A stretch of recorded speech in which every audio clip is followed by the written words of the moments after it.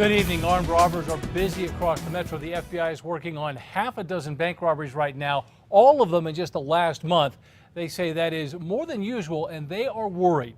News 13's Gabrielle Burkhart is live outside of a Wells Fargo in northeast Albuquerque with that and details on which banks are targeted most. Gabby? Dean, the bank is actually inside the grocery store behind me where several families and customers come and go. It's one of the most recent bank robberies that has law enforcement very concerned.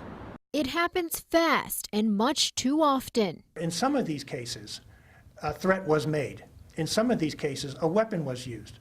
So we take that very seriously. The FBI has seen 6 bank robberies in the metro area in the month of June. In each case, the suspect is still out there. We see bank robbers who try to favor highly trafficked areas where they can blend in very quickly with bystanders. Investigators say banks close to the interstate are often targets. Compass Bank on Candelaria in northeast Albuquerque was hit twice in the last month.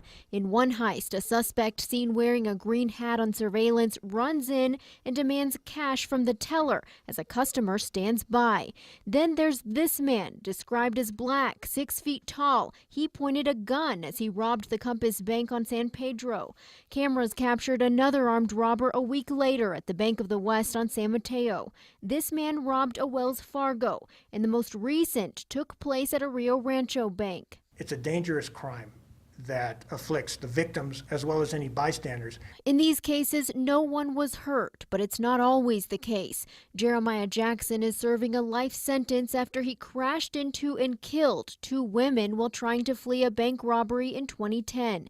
In each case, the motive is cash and often small amounts. The FBI says the risks and consequences aren't worth it. Some bank robbers get away with as little as $200. But yet they're facing some serious federal time, maybe up to 20 years in the federal prison. The FBI is investigating whether those 6 crimes are related. They believe as few as 3 people may be responsible. Back to you. All right, Gabby, thank you. FBI officials say they capture 70 to 80% of bank robbers here in New Mexico.